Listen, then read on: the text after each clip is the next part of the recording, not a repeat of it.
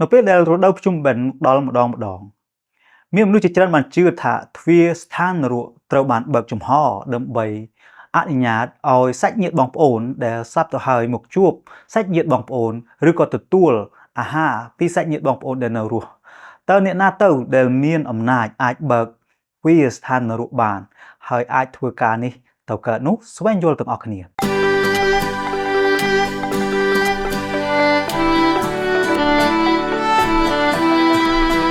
សូមជម្រាបសួរលោកអ្នកបងប្អូននៅក្នុងព្រះគុណនៃព្រះអម្ចាស់ព្រះយេស៊ូវគ្រីស្ទខ្ញុំបាទឈ្មោះធឿតជានជាគ្រូគង្វាលបម្រើព្រះអង្គនៅក្នុងប្រទេសកម្ពុជា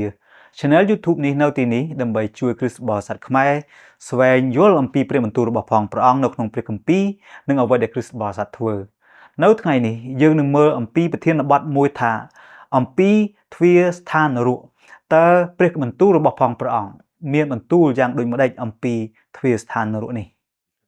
អរលោកអ្នកបងប្អូនកាលណាយើងឮ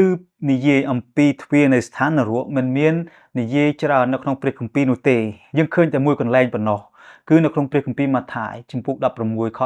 18បានមានបន្ទូលប្រាប់យើងយ៉ាងដូចនេះខ្ញុំប្រាប់អ្នកថាអ្នកឈ្មោះពេត្រុសខ្ញុំនឹងតាំងពួកជំនុំខ្ញុំនៅលើថ្មដានេះហើយស្ថានឃុំព្រលឹងមនុស្សស្លាប់នឹងមិនដែលឈ្នះពួកជំនុំឡើយអស់លោកអ្នកបងប្អូនយើងឃើញថាអត្ថន័យមួយដែលព្រះយេស៊ូវបានមានបន្ទូលគឺឆ្លុះបញ្ចាំងពីអ្វីបើសិនជាយើងមើលពីអត្ថន័យឈ្មោះនៃពេត្រុសឈ្មោះរបស់គាត់គឺមួយទៀតឈ្មោះថាស៊ីម៉ូនហើយពេត្រុសគឺជាឈ្មោះរបស់គាត់ផងដែរដែលអត្ថន័យដើមមានន័យថាកូនដុំថ្មតូចប៉ុន្តែអ្វីដែលយើងឃើញនៅក្នុងនេះមិនមែនសំដៅទៅលើពេត្រុសដែលលោកមានអំណាចនោះទេប៉ុន្តែយើងអាចផ្អែករឿងនេះទៅលើការសន្ទនារបស់ពេត្រុសនិងព្រះយេស៊ូវដែលពេត្រុសបានប្រាប់ទៅព្រះយេស៊ូវវិញថាទ្រង់ជាព្រះគ្រីស្ទបន្ទាប់ពីព្រះគ្រីស្ទសួរពេត្រុសថាទ្រង់ជាអ្នកណា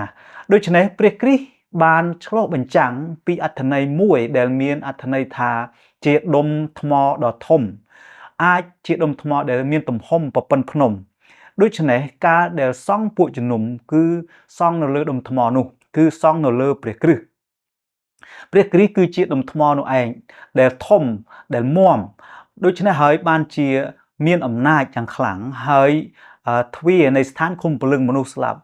គឺឈ្មោះទូទៅដែលយើងអាចប្រើថាជា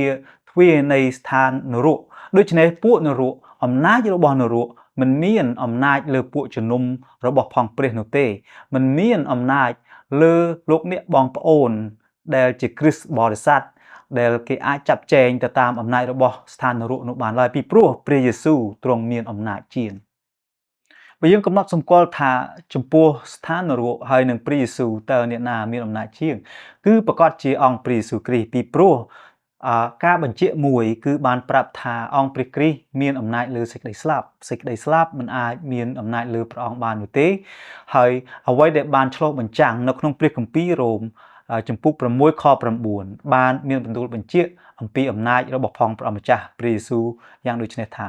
ដោយដឹងថាដែលព្រះគ្រីស្ទមានព្រះជន្មរស់ពីស្លាប់ឡើងវិញនោះទ្រង់មិនចេះសុគតទៀតឡើយព្រោះសេចក្តីស្លាប់គ្មានអំណាចលើទ្រង់ទៀត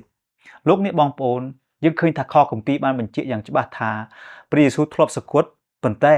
ការសុគតរបស់ផងព្រះអង្គមិនបានសុគតរហូតនោះទេទ្រង់បានមានព្រះជន្មរស់ឡើងវិញការរស់ឡើងវិញនេះមិនអាចមានអំណាចអ្វីមកសម្លាប់ព្រះអង្គបាននោះទេ